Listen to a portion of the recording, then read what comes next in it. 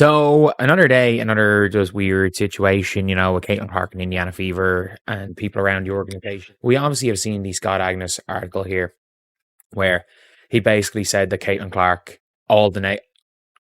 basically that Caitlin Clark brings a dark side to the Fever, and her fans are like a negative on the team, and it's a struggle dealing with her fans. I'm like, are the Fever really thinking about trading Caitlin Clark?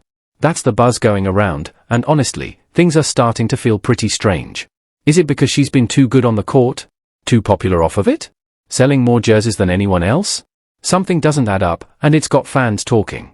In this video, we'll break it all down, look at what's really going on behind the scenes, and ask the question, could this actually be one of the worst decisions a front office has ever made? Get comfortable, this story's heating up fast. Another good win by the Indiana Fever today versus the Seattle Storm, but I got a big concern with Caitlin Clark, man. So looks like the Fever been figuring things out, man. So let's just say Clark comes back toward the end of the season.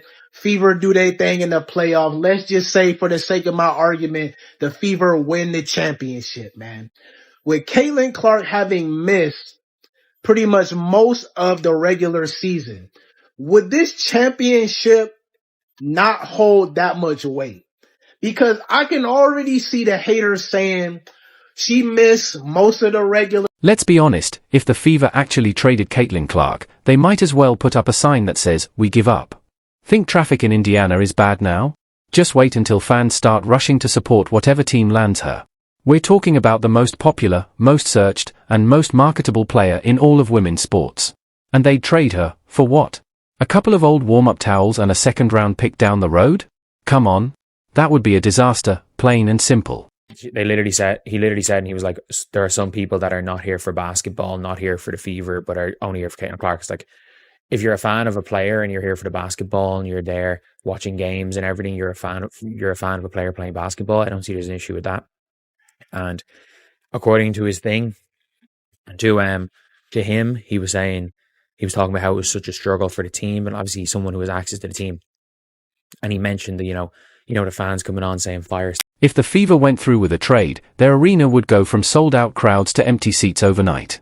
Right now, Caitlin Clark is the show. She's not just packing arenas, she's bringing entire cities to life when she plays. The concession stands? Cleared out. The merch tables? Emptied like it's Black Friday. And suddenly, it feels like everyone's grandma owns a number 22 jersey. And we're supposed to believe they just throw all that away like it doesn't matter? Like she's just another name on the box score? That would be beyond a bad call. It'd be unforgettable for all the wrong reasons. The reason why I was a little disappointed in Sophie's take is that, she's right. It's just that she did say, and I thought this was a better explanation, she was saying that when she played in Phoenix, that she was in the locker room, and so many of the players in the locker room were saying things like, oh, we're going to show Caitlin Clark what the W is really about, and would sort of go after her. And in some ways you can understand that because she was a rookie in the league. But ultimately, when you see all this vitriol of people who cannot stand her, it's like, okay, well, what has she done wrong? Yeah. She's a great basketball player, so it just doesn't make sense. You don't trade the one player who turned your team from an afterthought into must-see TV. Before Caitlin Clark, most people couldn't even recognize the Fever logo. Now, they're front and center, the headline act of the WNBA. That kind of spotlight doesn't come from a coaching change. That's all Caitlin. Is a badass and a trash talker and gives it as good as she gets it. And she is an object of scorn for good reason. She's awesome. She's swaggery. She does turn your home crowd into a road crowd. She is a frustrating player to guard, all of it. And if she is, for some of these teams, a bit of a villain, that's sweet. It only will make her better. She is already one of the 3 or 4 best players in the sport, as a lot of us thought she would be in short order. If the Fever actually went through with a trade, they wouldn't just be giving up Caitlin Clark, they'd be giving up their shot at staying relevant. Because let's be real, Clark isn't just an athlete, she's a full-blown media magnet. Wherever she goes, the cameras follow. Every shot she takes ends up on highlight reels, podcasts, and social media feeds everywhere. Trade her, and that spotlight? Gone. Just like your playoff hopes by mid-June. And here's the kicker, whichever team lands her instantly becomes America's team. Doesn't matter if it's in Minnesota, Seattle, or a tiny town with more cows than people, put that number 22 jersey on, and the fan base will explode overnight. That team would go from who to take my money in a heartbeat. Meanwhile, the Fever would be back in a half-empty arena, trying to hype up a gritty rebuild. Cute. But let's not pretend packed stadiums and record-breaking merch sales are because of good defense and community programs. People don't go to Disneyland just for the churros, they go for Mickey Mouse. And right now, Caitlin Clark is Mickey Mouse. Indiana Fever posted this about Caitlin Clark to give the official what is going on with Caitlin's injury. So they said Caitlin Clark underwent further medical evaluations earlier this week, which confirmed that no additional injuries or damage was discovered. Clark will continue working with the medical team on her recovery and rehabilitation with the priority on her long-term health and well-being. There is no timetable available for her return. But I do think it's interesting that ESPN has listed August 12th as a possible return date for Caitlin Clark. But the internet noticed something specific that Holly Rowe had to say on the broadcast. Holly Rowe said that before the last return after a quad injury, she had no... This isn't your typical fan base, it's a full-blown movement. These fans aren't just watching games, they're traveling across the country, flooding social media, and turning WNBA League Pass into the must-have streaming service of the summer. Think they're going to stick around if Clark ends up doing trick shots in another city? Not a chance. They'll follow her wherever she goes, like Swifties on tour, only with better shooting form. There's this wishful thinking going around that the Fever will still be competitive and the fans will stay loyal, even without Clark. To that, I say, respectfully, good luck. Unless you're bringing in a once-in-a-lifetime player who can shoot threes, run the offense, pack arenas, win MVP, and somehow make every game feel electric, you're not coming close. What you will get is a lot of empty seats and even more regret. And let's be real, this wouldn't just be a basketball blunder.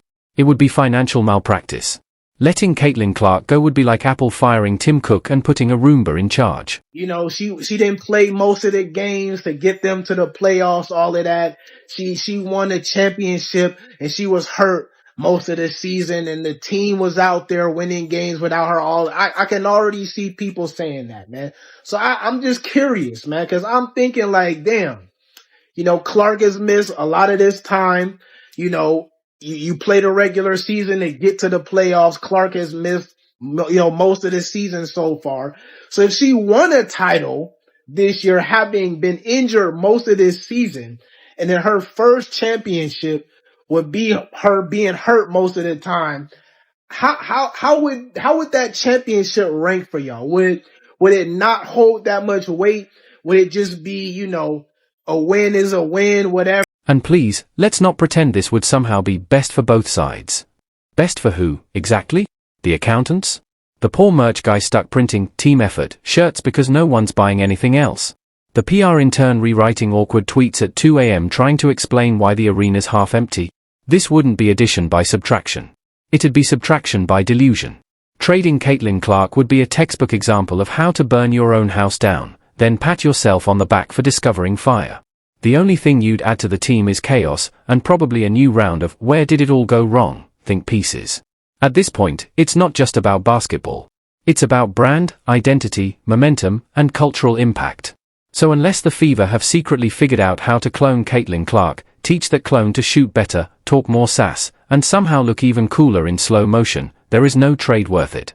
No mix of draft picks, role players, or future promises can replace what she brings: packed arenas, highlight plays, and a fan base that shows up every single time. Let me be clear about this. If Caitlin Clark were not in the WNBA, we would not be talking about the WNBA. She is the only ticket draw in the WNBA. A large percentage of all tickets sold in the WNBA are so people can watch Caitlin Clark play basketball. No one cares about Angel Reese. She'd be drawing flies if she were playing not against Caitlin Clark on the court right now. Angel Reese has basically become the Bill Laimbeer to Caitlin Clark's Larry Bird, essentially.